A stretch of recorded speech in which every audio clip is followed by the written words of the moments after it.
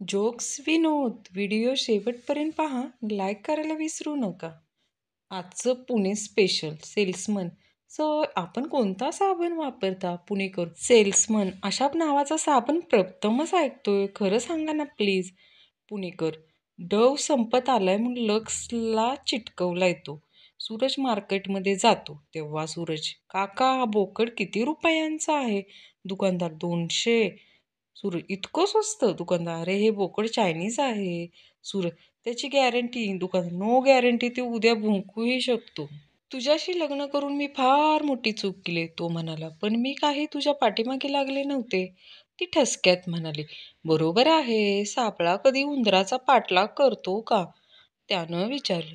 नवरा, तू आणि तूच या घराला स्वर्ग बनवू शकतेस. बायको, ते कसं काय? नवरा, माहेरी जाऊन. तेव्हापासनं 2 वर्ष झाली बायको माहेरी जायचं नाव घेत नाही. बायको, आहो ऐका ना, हे गुगल पुरुष आहे की स्त्री? नवरा, स्त्री. बायको, कसं काय ओळखलं तुम्ही? नवरा, कारण आपला प्रश्न पूर्ण होण्याआधीच ते सल्ले द्यायला लागतं. फोनवाला, हॅलो, फोनमधला आवाज प्रकाश आहे का? फोनवाला, नाही. फोनमधला आवाज, मग खिडकी उघडा, प्रकाश येईल. बंड्या, अय्या, आज बाबांनी जाम धुतलं रे. खंड्या, का बुवा? बंड्या, मी तर त्यांना फक्त एवढंच म्हटलं, कमीने.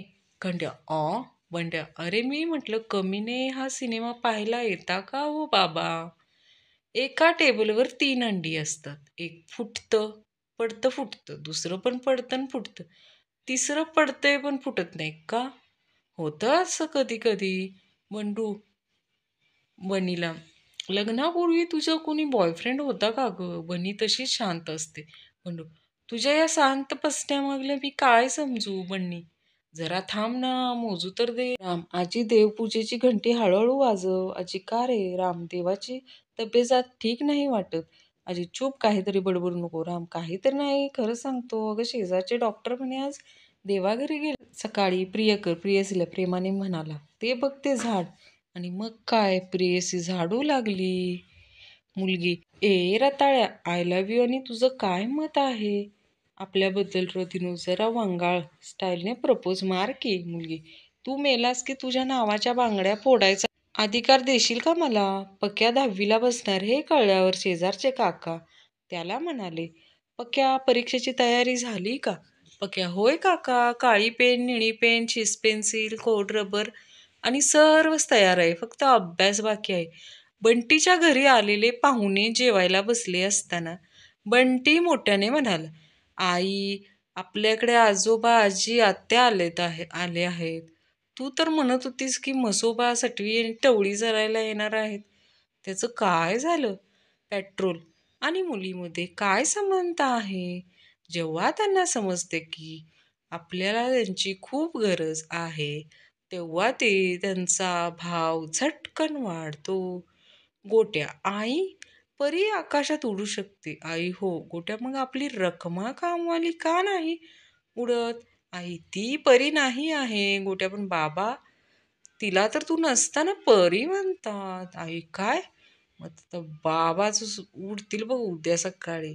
एक आदमी सूरज के बेटे से, पापा घर पर? सूरज, का बेटा? स्प्राइट पीते हुए, आपको मम्मी से मिलना है ना? मम्मी घर पर है.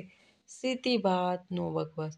पक्याचं बायको बरोबर भांडण चाललं होतं. बायको वैतागून, तुमच्या डोक्यात ना नुसतं शेण भरलंय पक्या. अच्छा, आता मला कळालं की तू इतका वेळ माझे डोके का खाते आहेस ते. रजनी, माझ्यासाठी या जगात सर्व काही शक्य आहे मगू. असं म्हणतो का रे रताळ्या? मग मला एक गोलाकार खोलीत कोपऱ्यात बसून दाखव. मकू, सगळ्यांसाठी एक प्रश्न, उत्तर आवडले तर लाईक करा. मला सांगा, चंद्राला कोण हलवू शकतं का? चंद्रशेखर, सगळं काही या रताळ्या रजनीला थोडी जमणार आहे. सूरज, काल मी माझ्या बायकोला ड्रायव्हर बरोबर सिनेमाला जाताना पाहिलं.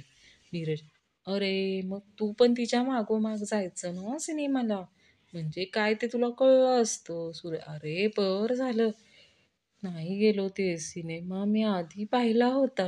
रजनी आणि मकरंद तानासपुरे यांच्या फॅन्समधील संवाद. रजनी: आमचा रजनी आयपॉड ते आयपॅड कॉल लावू शकतो. आता बोला. मक्या फॅन: ॲपलच्या लोगोतील अर्धे सफरचंद मक्यानेच खाल्लंय. आता बोला. मक्या: गरम काय आहे? Waiter: chow mein. मक्या: आणखीन गरम? Waiter: soup. मक्या: आणखीन गरम? वेटर: गरम पाणी. मक्या: आणखी गरम? आगीचा गोळा आहे साल्या. मक्या: घेऊन ये, रताळ्या बिडी पेटवायचे. खोटं बोलायला पण काही लिमिट असते. काल एकाला उधारी मागण्यासाठी घरच्या लँडलाईनवर फोन केला तर तो म्हणतो, अरे यार थोड्या वेळाने फोन कर, मी आत्ता गाडी चालवतोय. मक्या: पहिल्या माळ्यावरून पडण्यात आणि शेवटच्या माळ्यावरून पडण्यात काय फरक आहे? पहिल्या माळ्यावरून धप आणि शेवटच्या माळ्यावरून धप असा आवाज येतो.